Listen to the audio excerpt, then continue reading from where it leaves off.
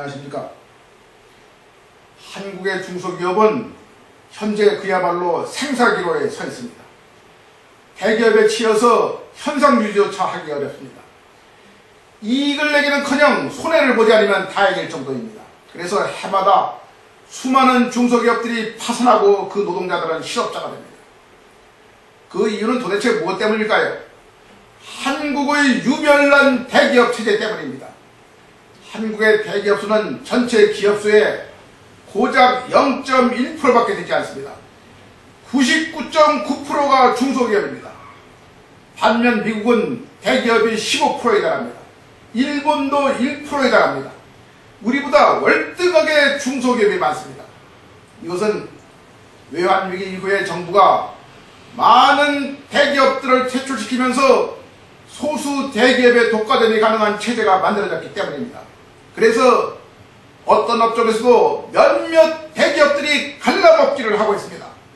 중소기업들이 끼어들 여지가 거의 없습니다. 그러니 중소기업의 60%가 수출 대기업의 하청업체나 납품업체입니다. 또 대기업의 부품을 공급하려면 중소기업 4~5개가 치열하게 경쟁하지 않으면 안됩니다. 그러니 중소기업은 대기업의 요구에 일방적으로 끌려다니는 수탈관계를 피할 수 없습니다. 그런데도 역대 정부는 계속 대기업 위주 정책을 펴왔습니다. 서민경제를 내세운 노무현 정부는 2006년에 그나마 있던 중소기업 고유업종 제도조차 폐기했어요. 그리고 한미 FTA를 체결했습니다. 철저히 대기업 위주의 정책으로 나아갔어요. 이명박 정부에 들어와서는 더 심합니다. 법인세를 대폭 낮춰주고 각종 보조금을 지불하고 출자 총액 제한 제도를 없애고 지주회사의 출자 제한도 완화했어요.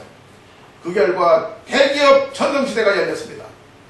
이명박 정부의 3년 동안 10대 재벌의 계열사 수가 무려 50%나 늘어났을 정도입니다.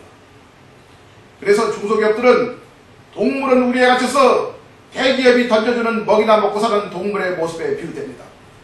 삼성동물원이라는 말이 그래서 생겨나지 않았겠습니까? 이렇게 한국에서는 중소기업들이 정상적으로 활동하고 발전할 수 있는 생태계가 이미 거의 파괴되었어요.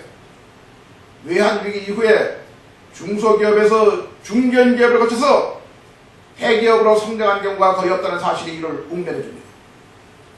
반면에 소수의 대기업들에게는 더할 수 없이 좋은 천국과 같은 환경이 만들어졌습니다. 생산만이 아니라 소비시장도 독과점적으로 지배하고 있어요. 독과점 시장에서는 독과점 가격이 형성됩니다. 그러니 완전 시장에서 경쟁해야 하는 수출 가격보다 국내에서의 판매 가격이 비싼 것은 당연합니다. 얼마 전 대형마트들에서 판매한 저가 TV의 가격을 놓고 그동안 이 삼성전자나 LG전자가 국내 시장에서 폭리를 취했다는 의심이 일어나는 것은 아주 당연한 일입니다. 중소기업들의 원성이 점점 커지자 정부는 최근에 동반성장위원회를 설치하고 이 마치 대단한 일이라도 하는 듯이 선전을 했습니다. 중소기업의 불만을 달래기 위해서입니다. 그러나 그 위원회는 법적으로 민간 협의 기구입니다. 그러니 대기업이 그 결정에 따라도 좋고 안 따라도 그만입니다. 이따위 위원회를 만든 저희가 무엇이겠습니까? 다 속보이는 짓 아닙니까?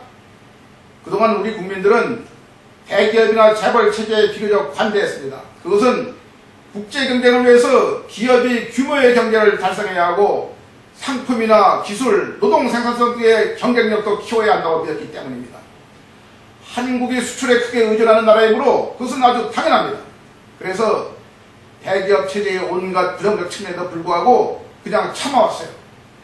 그럼에도 대자본가들은 온갖 못된 짓을 다 하면서도 자기네들이 마치 국민의 주인인 듯이 착각하고 있습니다. 대형마트의 영업시간을 간신히 제한하자 즉각 헌법재판소에 위헌 소송을 제기할 정도입니다. 자신들의 독식에 대한 반성은커녕 같이 먹고 살겠다는 생각조차 전혀 없습니다. 그러니 이제 더 이상 대기업들의 전횡을 그대로 내버려둘 수는 없는 단계가 왔습니다. 그대로 방치해두면 중소기업의 붕괴와 실업자의 양산으로 경제 전체가 허물어질 가능성이 있습니다. 국내 소비가 줄어드는데 대기업인들을 살아남을 수 있겠습니까? 또 당연히 사회의 양극화도 심화됩니다. 따라서 이제 과감하고 근본적인 혁신과 방향 전환을 하지 않으면 안 될 때입니다. 그러면 이제 정부는 어떻게 해야 할까요? 먼저 대기업과 중소기업 간 힘의 불균형을 크게 줄여서 중소기업이 대기업으로 성장할 수 있도록 정부가 강력한 조치를 취해야 합니다.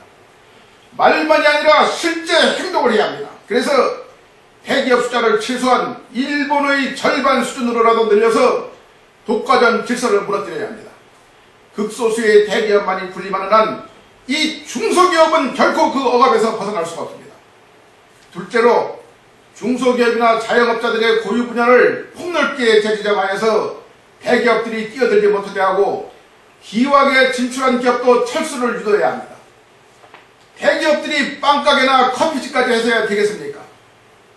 셋째로 대기업이 이 납품이나 하청관계의 중소기업에 대해서 단가나 대금의 부당한 인하를 요구하지 못하도록 엄격하게 규제해야 합니다. 또 대기업이 중소기업의 인력과 기술을 빼내어서 수직 계열 기업을 만들거나 총수 일가와 특수관계에 있는 기업에게 일감을 몰아주는 행동을 철저히 막아내야 합니다.